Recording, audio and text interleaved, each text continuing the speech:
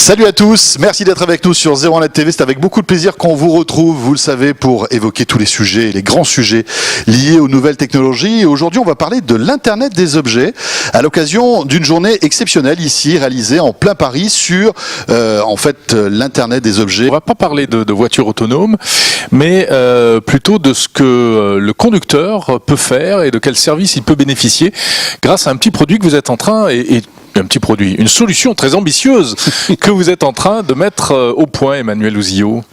Oui, qui s'appelle Phoebe. Qui s'appelle Phoebe. Effectivement, développe Phoebe, qui est un assistant vocal. Cet assistant vocal, il a pour mission de vous rendre des services et d'effectuer des tâches pour vous simplifier un petit peu la vie en mobilité. Alors, je vais prendre des exemples, ça sera beaucoup plus simple. Il est capable de vous réserver votre parking et même de vous le payer. Alors voilà, on le voit, donc c'est un petit appareil. Alors voilà, c'est un petit boîtier qui se place sur n'importe quel tableau de bord de n'importe quelle voiture, de n'importe quelle marque. Ce qu'on voit idéalement, c'est que demain il sera intégré dans la voiture. Mais bien sûr. On sait que dans 3-4 ans, il sera complètement intégré au véhicule, mais c'est une façon d'aller plus vite et de pouvoir le proposer à l'ensemble du marché, puisque finalement, il suffit d'avoir une alimentation en électricité, c'est-à-dire un allume-cigare ou une prise USB pour faire marcher Phoebe. Et alors, je lui parle ? Alors vous lui parlez et donc vous lui dites j'aimerais que tu prennes en charge mon parking. Et donc lui il va se charger d'émettre le ticket de parking. Il va vous demander tu veux rester combien de temps ?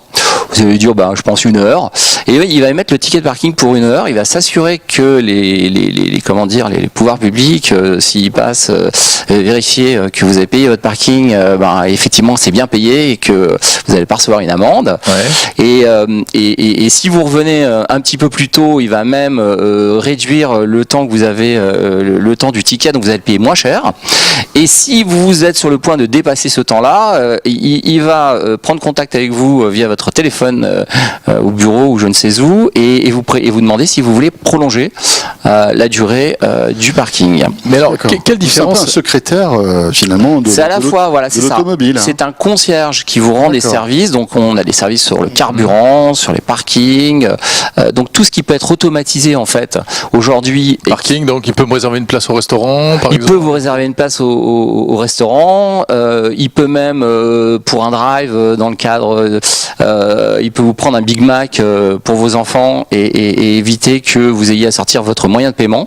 C'est-à-dire que par les systèmes de reconnaissance de plaque aujourd'hui, on sait associer un véhicule et nous, on sait se dire qui est à l'intérieur de la voiture et on sait faire payer cette personne.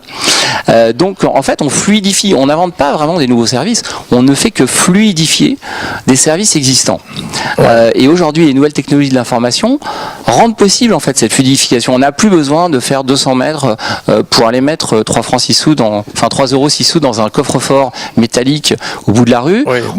La voiture peut faire ça pour vous. De moins en moins, on peut le faire avec une appli de manière assez simple. Alors c'est très intéressant ce que vous dites. Donc l'avantage de la voix, c'est que quand vous êtes en véhicule, il est préférable d'éviter de manipuler un smartphone, voire d'appuyer sur des boutons ou d'être monopolisé par un écran.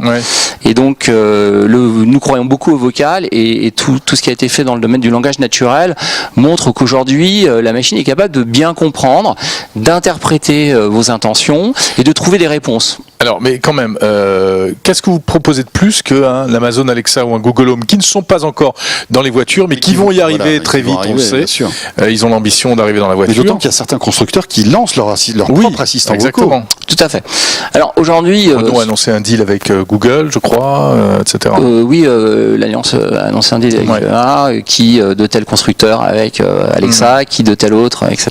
Voilà. Alors. Donc aujourd'hui, l'état de l'art, c'est quoi ? C'est qu'on est très concentré.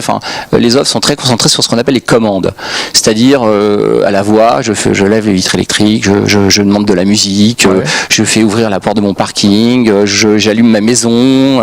Si on parle par exemple d'Alexa, nous on est vraiment focus sur exécuter des tâches.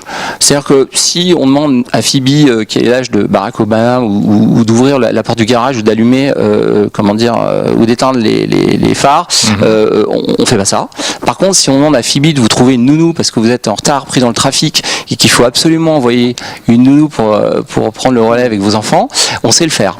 Alors je dis pas que les autres assistants ne vont pas aussi s'y mettre. Peut-être aussi. Mais aujourd'hui, voilà. Il y a un côté transactionnel. Il y a un côté transactionnel, il y a un côté aussi de faire les choses. Maintenant, l'autre point, ça c'est une vision que je partage avec vous. Je suis pas sûr qu'il y aura un assistant qui va vampiriser l'ensemble des usages, l'ensemble, etc. Je crois beaucoup à la coexistence de plusieurs assistants qui vont, tenez-vous bien, parler ensemble.